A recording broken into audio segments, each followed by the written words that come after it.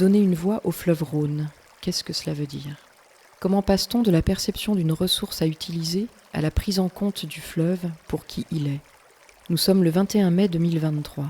Depuis Genève en novembre, nous avons longé le Rhône jusqu'aux confins de l'Isère, de l'Ardèche et de la Drôme. Plus exactement à Sablons, une commune au bord du fleuve entre ruralité et industrie. C'est sur cette terre en lutte que vient de s'achever la 3e session de l'Assemblée populaire du Rhône, commanditée par l'association IDEO. Le groupe des panélistes, toutes et tous habitants du bassin versant du fleuve, s'est frayé un chemin dans la complexité de cette région particulière où terres cultivées, prairies et réserves naturelles côtoient des cheminées d'usines classées Céveso et une centrale nucléaire.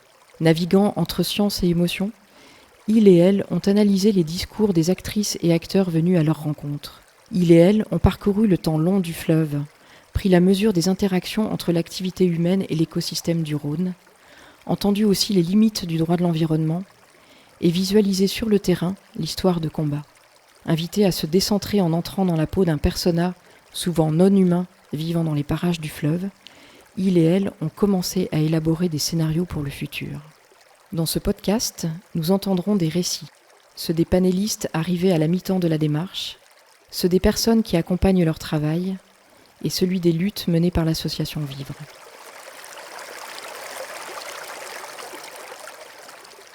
Pour commencer, écoutons les panélistes nous parler des droits de l'environnement et des droits de la nature dans l'ambiance foisonnante de ces 3 jours. Jean-Christophe, donc les enjeux et limites droits de la nature, c'est un système dérogatoire qui est quasiment partout. Il y a de plus en plus de chambres de compensation comme le CO2 qui offrent un droit de polluer qui a de l'argent. Plutôt de limiter la production de polluants entre guillemets. En fait, on donne aux gens l'occasion d'acheter un droit à polluer, donc c'est la grosse limite est là. Oui. Bonjour, Valérie, panéliste. Alors, aujourd'hui, on fait payer des amendes parce qu'on détruit la nature, alors que ce devrait être l'inverse. On devrait vérifier l'entreprise avant et dire stop, vous détruisez la nature, donc on arrête tout simplement. Emmanuel, du coup, panéliste à l'APR, sur les enjeux et les limites de des droits de l'environnement qu'on a vu hier avec les 2 intervenants, Marine Calmet et Alain Papot. La justice est un concept humain, anthropocentré, donc c'est là où c'est la problématique. Est-ce que le juste va vraiment aider l'environnement ou les combats pour l'environnement par rapport à la science, le vrai. Alors je m'appelle Marine, je suis panéliste. On aborde les questions des droits de la nature tout simplement parce que dans le droit conventionnel, il y a une opposition entre ce qui serait des données scientifiques, des preuves, des indices, et comment c'est jugé du coup devant la justice. Tout l'axe des droits de la nature cherche à une autre vision en fait, et que justement que ces faits scientifiques prennent de l'ampleur et que plutôt que de voir l'avantage humain qu'on a à l'heure actuelle, ce qui est défendu en fait plus en droit, que justement la nature reprenne sa place et que du coup elle puisse avoir une parole et être défendue en fait, qu'on puisse entrer en empathie aussi et puis comprendre les choses sous un autre angle, en arrêtant de mettre l'humain au centre de ces droits-là, parce qu'on n'est pas les seuls à habiter cette terre, quoi.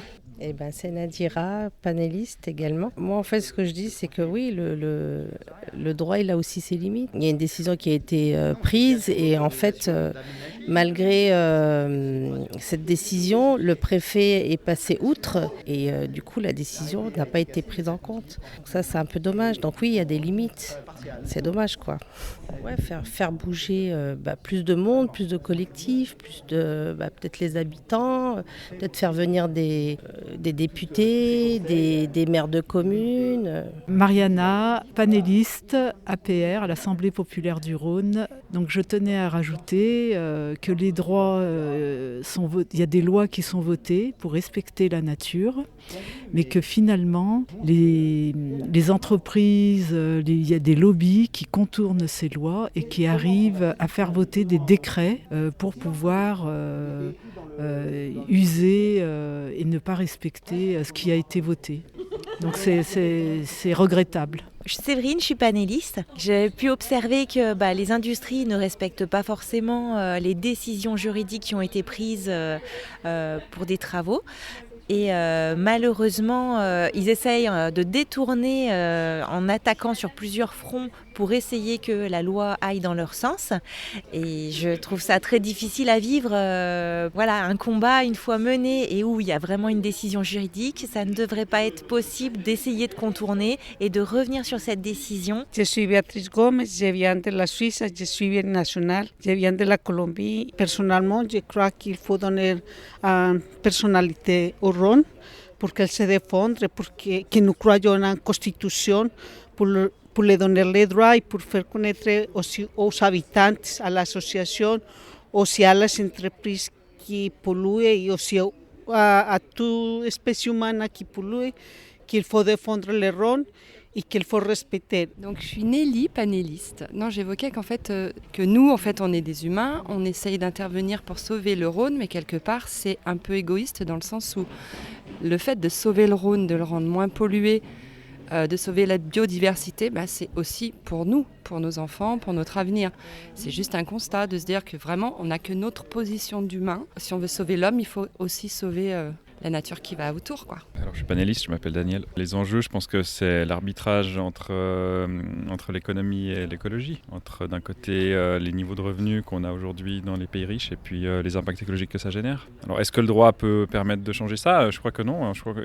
Oui, mais il faudrait qu'en amont, il y ait une acceptation de remettre en question les niveaux de revenus pour privilégier l'écologie. Et donc, ça, c'est pas à l'heure du jour aujourd'hui. Je suis Laure, je suis panéliste. Avec tout ce qu'on a vu et entendu aujourd'hui, je me suis demandé plusieurs fois si on ne devrait pas utiliser beaucoup plus les médias pour essayer d'avoir un impact, parce que c'est une des seules choses qui avait eu l'air de bien fonctionner et rapidement, parce que de manière juridique, à voir, ça prend beaucoup de temps et en plus, il y a beaucoup de moyens de contourner et les autorités écoutent pas forcément, tandis que si on utilise les médias, peut-être que ça pourrait beaucoup mieux marcher. Oui, bonjour, je suis Chantal, donc panéliste à l'APR. Le problème, c'est le problème des mentalités. En fait, je pense qu'il y a beaucoup de juristes qui sont pas dans cette option-là. Et c'est très compliqué, en fait. Enfin, je pense que la population n'est pas armée là-dessus. Il faut effectivement plus partir d'une vision anthropocentrique, mais écocentrique. Et on l'a vu avec le Rhône, c'était très bien explicité, c'est qu'il a été conçu uniquement dans un but productiviste, voilà, à des fins utilitaristes, et on n'est pas du tout à l'échelle complémentaire, et on n'est plus du tout dans l'environnement sain et durable. Donc oui, il est très intéressant pour moi de décentrer et de même retravailler, du coup, de quitter un monde anthropocentré pour prendre du bioperspectivisme qui va vraiment mettre même toutes les espèces animales, végétales et l'homme. Alors Grégory, panéliste, je trouve que c'est intéressant effectivement de se décentrer, de se mettre un petit peu en dehors de ça et d'arrêter de tout voir sur le prisme de l'être humain. Mais je trouve ça aussi intéressant de ne pas tomber dans le travers inverse, de faire de l'anthropomorphisme pour tout et n'importe quoi. C'est-à-dire de donner à des objets, à des animaux, une notion d'être humain, d'homme, qu'il n'a pas du tout. Parce qu'à mon avis, on fait des erreurs de perception. Ouais, je trouve ça l'expérience très intéressante. En fait, ça permet en fait de se mettre à la place d'autres êtres vivants. Moi, du coup, une plante en l'occurrence, voir quels peuvent être ses besoins, son ressenti, et puis puis les dangers pour elle, notamment dans le cadre d'aménagement ou de choses comme ça. Ouais.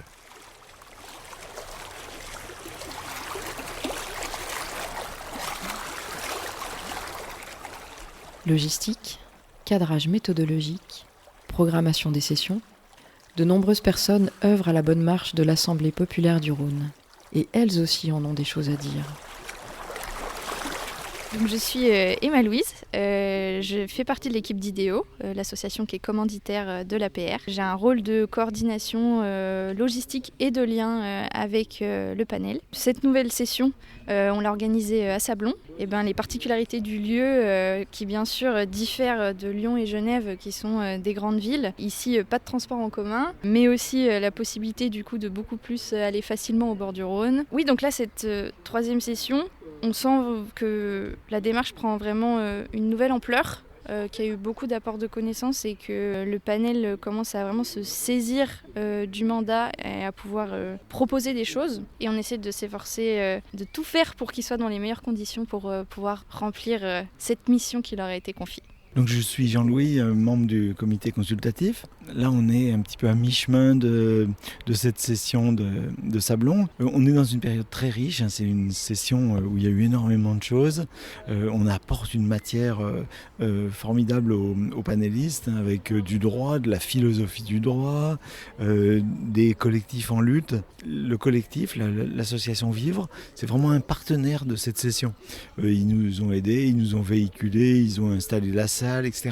Et ça, je trouve que c'est une plus-value par rapport à d'autres sessions où on voit qu'on a un partenariat et un partenariat local. Et ça, je trouve ça très chouette. Si je prends un élément qui m'a fait plaisir, c'est un moment, un panéliste a fait un point sur les acteurs du fleuve. Alors, il a commencé sur un plan hyper classique. Il y a les agriculteurs, les producteurs d'électricité, etc. Le schéma habituel des acteurs. Et puis, dans la liste, les élus, les machins, les collectivités, les industriels. Et dans la liste, et les philosophes. Ah, tiens, c'est nouveau ça. Un peu plus loin, et les artistes. Encore un peu plus loin, et le saule, et le castor, etc. Et là, je me dis, c'est vraiment intéressant, et c'est une plus-value, parce que je pense qu'il y a peu de collectifs qu'on ferait travailler sur le Rhône qui se feraient cette liste-là. Et ça, je trouve que ça me fait plaisir, parce que je me dis, c'est là aussi où le panel amène sa plus-value, c'est-à-dire ce décentrement et cette ouverture. Et ça, moi, ça me fait plaisir. Caroline Lejeune, membre du conseil consultatif. Le fait de pouvoir venir ici n'était pas anodine. L'objectif, c'était vraiment de pouvoir rencontrer des acteurs de terrain, de pouvoir s'interroger en fait sur différentes lectures du paysage, et notamment les paysages d'un territoire qui est en lutte. Ça permettait de pouvoir mettre en évidence pour les participants ce rapport à l'expérience du sentiment d'injustice, injustice sociale, injustice environnementale et politique, et l'expérience de pouvoir à la fois considérer un territoire comme étant aimé, comme étant le sien, comme étant s'identifier et y appartenir, et en même temps un territoire qui est pollué, qui est souillé, et qui demande que ça à être protégé. Donc c'était l'objectif de pouvoir travailler, ou bien que les participants puissent aussi être sur un principe de réalité du Rhône, ou d'une partie du Rhône, et de passer d'un questionnement sur ce que cela signifie de penser comme le Rhône à une réflexion plus concrète sur ce que ça veut dire que de l'habiter et habiter un territoire. Donc moi je suis Cortot, je suis membre du comité de gouvernance, donc qui est chargé de vérifier que tout est conforme dans la démarche citoyenne et les interventions. Il se passe quand même des choses assez sympathiques et assez conviviales autour du Rhône, et une forme d'empathie et de bienveillance qui n'est plus de la posture, mais qui est très nature, très spontanée. On sent le désir de rentrer justement dans le dur, c'est-à-dire maintenant qu'est-ce qu'on fait. Et ce qui est intéressant, c'est qu'il y a une prise de conscience des limites de tout ce qui existe aujourd'hui, et la prise de conscience qu'il faut faire un pas de côté et un changement, et ce qu'on appelle le changement de paradigme. Tout le problème, c'est que c'est un grand saut dans l'inconnu. Donc où ça nous amène à partir de maintenant, je n'en sais rien, mais en tout cas ça promet d'être assez fascinant. Alors bonjour, c'est Natacha, bénévole de IDEO pour l'Assemblée populaire du Rhône. Je trouve très intéressant de participer d'une certaine manière à ce projet-là pour soutenir les panélistes dans leur parcours de tout ce week-end, que ça soit justement savoir qu'ils ont de la nourriture à disposition, qu'ils sont bien, qu'ils ont de quoi boire, etc. Parce que finalement c'est important. Sinon mon ressenti, j'aime beaucoup être ici, j'aime beaucoup voir ce qui se passe, je trouve ça super enrichissant aussi. Intéressant de voir aussi l'évolution. Donc je suis Liliana, je suis ici en représentation de l'association IDEO, je suis bénévole. Je m'occupe un peu, je suis en responsabilité d'assurer la logistique, bar, nourriture de la session. Et on a aussi fait préférence aux produits locaux pour montrer un peu la région, où est-ce qu'on est, pour que les personnes puissent avoir une vision globale des produits d'ici. Et on voit qu'on connaît les personnes, on parle avec les personnes et qui sont satisfaites de notre travail. Et ça, c'est positif pour nous. Et donc, on est très contente. Donc, je suis Capucine Meuzet, je suis responsable de l'équipe de facilitation. On est 4 facilitateurs, facilitatrices. Pour nous, c'est vraiment une session pivot parce qu'ils vont vont commencer, à partir des constats, à projeter une vision dans l'avenir et à apporter des pistes de réponse au mandat. L'autre particularité, c'est qu'on est vraiment allé sur le terrain. Ils ont fait des visites, ils ont été beaucoup plus en contact avec le Rhône, les éléments. Et donc ça leur donne aussi une autre manière de voir les choses. Et puis le truc sympa de cette session, c'est qu'ils ont eu chacun un persona.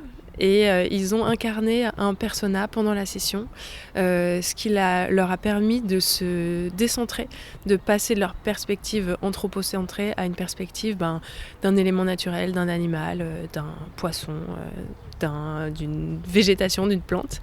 Et ça nous permet de leur donner un autre regard, de se placer d'une autre posture pour avoir une vision un peu plus grande de la complexité, des interactions entre les uns et les autres. Et voilà, donc c'était une session très sympa.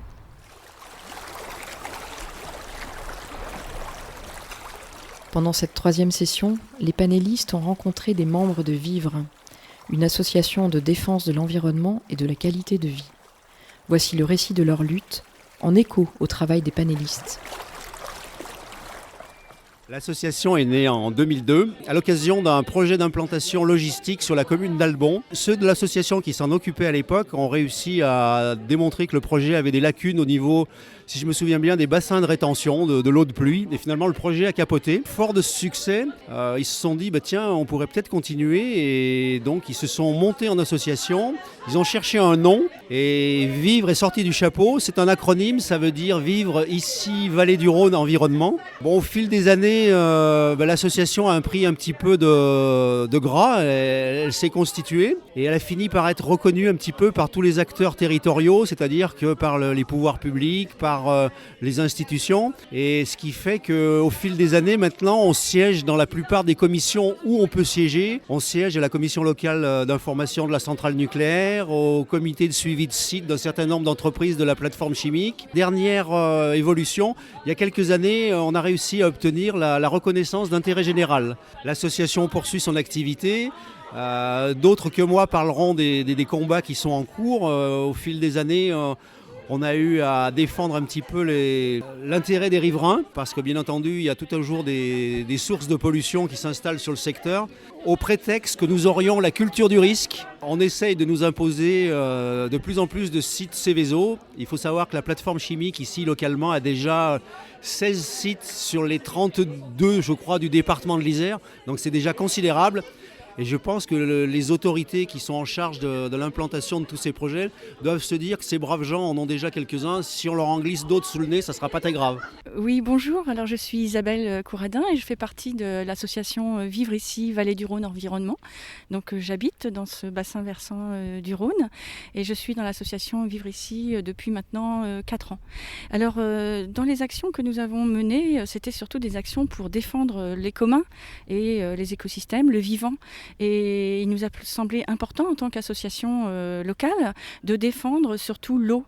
Et ça a été une victoire pour nous parce qu'à 2 reprises, il a fallu aller au tribunal pour défendre l'eau par rapport aux grands industriels de la vallée du Rhône.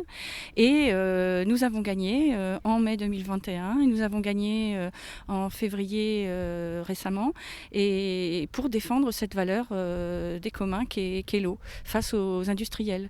Alors il y avait eu bien sûr des enquêtes publiques et autres, et le commissaire enquêteur qui avait enquêté sur ces enquêtes publiques avait bien montré l'importance de l'eau et qu'il fallait la respecter, mais plutôt que de prendre en compte ce qui avait été dit, le commissaire enquêteur s'est vu remercier parce qu'il était soi-disant trop compétent. Enfin, en gros, il avait trop bien fait son travail, quoi, et ça embêtait bien entendu les industriels du coin. Alors pour ne pas la citer, nous, ce qui nous gêne surtout, c'est qu'aujourd'hui, ils voudraient plus que doubler la zone industrielle Inspira, et que pour nous c'est un projet qui ne correspond plus du tout aux besoins d'aujourd'hui, un projet qui a été ressorti des cartons et qui date d'une 40aine d'années, et aujourd'hui avec la difficulté, la crise de la biodiversité, avec la sécheresse, avec les problématiques sur l'eau, que ce soit en quantité ou en qualité, il nous semble important de défendre le vivant, et nos actions ont permis en tout cas de faire avancer cette question sur l'eau. Et pour nous, c'est une grande victoire. Donc j'appartiens à l'association Vivre Donc aujourd'hui, ça fait une trentaine d'années que je me bagarre un petit peu pour l'environnement. On est dans une région qui est très très chargée au niveau de l'industrie chimique, notamment. Tout ça, c'est arrivé avec la Garde 14, puisque les gaz de la Garde 14 ont été fabriqués chez nous, grâce au Rhône et à la nappe phréatique du Rhône, puisque les usines Rhône-Poulenc ont pompé dans la nappe phréatique l'eau qui leur servait à refroidir les process industriels pour fabriquer les gaz de la Garde 14 et ensuite les produits chimiques, les désherbants, etc. J'avais 10 ans quand je suis arrivé dans la région, puisque mon père était maraîcher en Ardèche. Et donc, comme beaucoup d'Ardéchois, il a été invité à venir travailler à Rhône-Poulenc. La vie s'est organisée autour de Rhône-Poulenc dès qu'on est arrivé. Il faut dire qu'ici, tout est organisé autour de cette usine, puisque l'entreprise a structuré l'urbanisation de la ville. Les ouvriers sont tout à côté de l'usine, dans des cités. Et puis plus on monte en hauteur, plus les ingénieurs haut placés habitent en hauteur. Et nous, quand on était enfants, en tous les cas, on avait l'école qui était organisée par Rhône-Poulenc, les vacances, et même jusqu'aux cadeaux de Noël, puisqu'on avait les cadeaux du CE, et ceux qui n'étaient pas de Rhône-Poulenc, ils n'avaient pas de chance, les pauvres. Donc voilà, on a vécu là-dedans, et quand il a fallu prendre la décision, moi j'étais président à l'époque, d'attaquer un projet de nouvelle plateforme chimique, ça a été assez difficile. J'ai pas dormi de 2 jours. Et puis finalement, on a décidé d'y aller. Et voilà, on a gagné ces procédures. Malgré tout, le combat n'est pas terminé parce que c'est très difficile de démonter l'imaginaire de nos élus ici, puisque tous les élus ne parlent que d'industrie et d'emploi. Et la santé et l'environnement, ça passe bien après. Donc on essaye de faire changer les mentalités, mais c'est un long travail. Donc Nancy, voilà, moi je suis investie, j'étais au départ, je me suis battue pour l'antinucléaire, pour l'anti-OGM. Donc j'ai milité pour ça, et puis mon compagnon Georges, dit Jojo, est trésorier de l'association Vivre. Et donc de plus en plus je m'investis dans l'association, moins que certains, un petit peu plus que d'autres, mais je trouve que c'est très important, étant donné la région où nous vivons, avec toute cette implantation de l'industrie qui me fait peur, la pollution. On voit autour de nous pas mal de gens malades, et tout ça, j'essaye pour ma part de participer le plus possible pour une amélioration de notre vie. Merci. Donc Antoine Conjard, je pense qu'il est nécessaire aujourd'hui d'allier un engagement écologique avec un engagement social. L'idée, c'est de pouvoir associer cet ensemble de démarches qui, dans les faits, sont jamais vraiment associés. C'est-à-dire qu'on va traiter de la question environnementale d'un côté, on va traiter les questions sociales de l'autre. Il y a des associations spécifiques pour les uns et pour les autres. Et ce que j'aimerais faire, moi, c'est d'arriver à trouver un endroit ou à créer un endroit où on puisse avoir cette double démarche. Parce que, évidemment, quand des aménageurs nous parlent de ce qu'ils veulent faire, en général, la première raison, c'est l'emploi. Donc, on va dire les subsistances. Et la question de la subsistance, peut-être est à revoir, et que la première lutte contre le capitalisme, elle est à faire du côté de la subsistance collective. Et donc c'est dans ce sens-là que je positionne mon action à vivre. Au fil de l'eau, au fil du Rhône. En août 2023, notre enquête nous mènera dans la ville de Arles, aux portes de la Camargue, où se déroulera la 4e session de l'Assemblée populaire du Rhône, pendant le festival Agir pour le vivant. En attendant, voici encore quelques instantanés des 3 jours passés à Sablons. Après, la déviation, elle va faire 2-3 km. Ouais. Je vais vers Leclerc ? Non, tu vas passer devant Leclerc, mais tu n'y vas pas. Tu restes sur la Nationale 7. Ouais. Au bout de la déviation, tu as un giratoire, un gros carrefour. Tu prends en direction Valence. Ouais. Et après, c'est la première rue à droite, tu dois avoir 2 km à peu près. Tu vas d'abord passer devant l'hôtel Ibis. Les gens vont voir. Je traverse le cercle si je me suis déjà baignée dans le Rhône.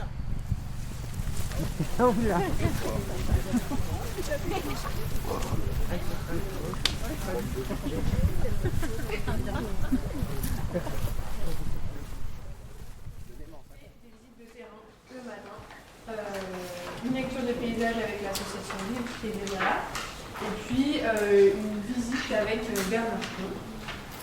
Et ensuite, l'après-midi, on va travailler sur ces visites, ce que vous avez vu, ce que vous pouvez en sortir. On vous expliquera. Et puis, Gilles Armani, qui est un anthropologue. Les autorités en France et en Suisse ne sont pas du tout les mêmes. Les fonctionnements politiques et juridiques ne sont pas du tout les mêmes.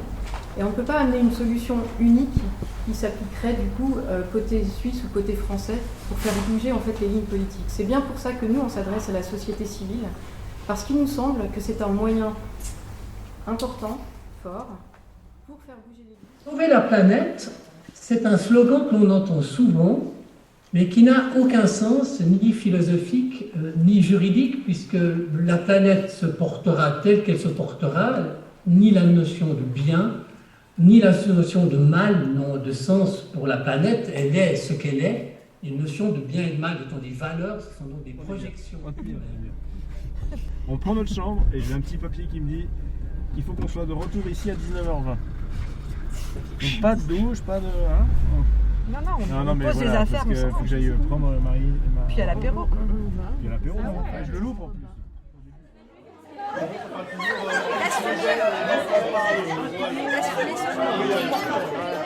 y a le côté implication aussi. C'est que tu t'engages en fait à ce qu'il y ait un plan d'action. Et en même temps,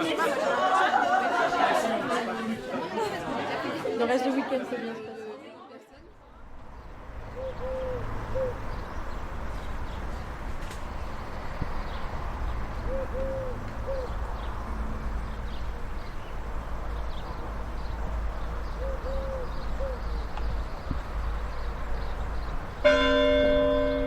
Sur le rebord du massif central, si vous regardez, c'est un sable. En fait, plus précisément, c'est ce qu'on appelle une arène granitique, c'est-à-dire c'est le produit de décomposition des granites ou des gneiss, des roches cristallines. Donc là, on est vraiment à la rencontre de deux mondes, le monde alpin, de formation relativement récente, et le massif.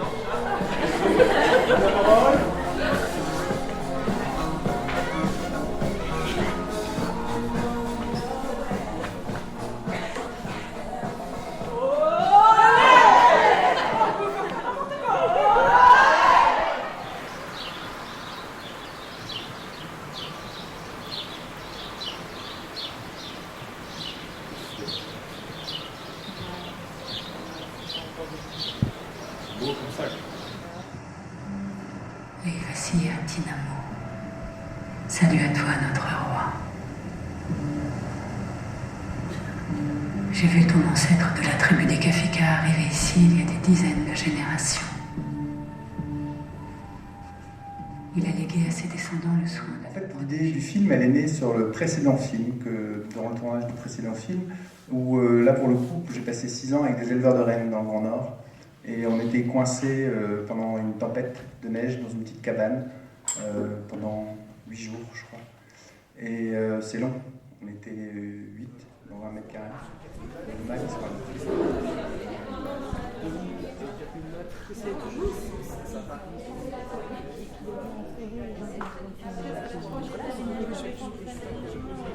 Là, ça y est,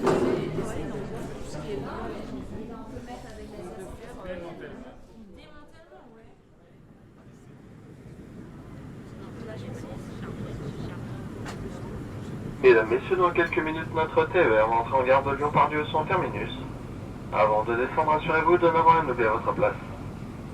La SNCF son poste d'accompagnement de la région Vendée-Alpes espère que vous avez un agréable voyage et vous souhaite une bonne journée. Mesdames, Messieurs, Lyon-Pardieu, terminus du train.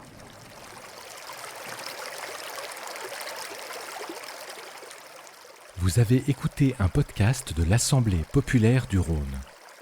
édité par l'association IDEO, narration Laure Bonnevie, une réalisation La Courroie de Transmission, Pragmademia. Nous remercions pour leur soutien dans l'organisation de la session 3 de l'Assemblée populaire du Rhône, le Centre de compétences en durabilité de l'Université de Lausanne, l'association Vivre et l'association Tech, Travail et Culture.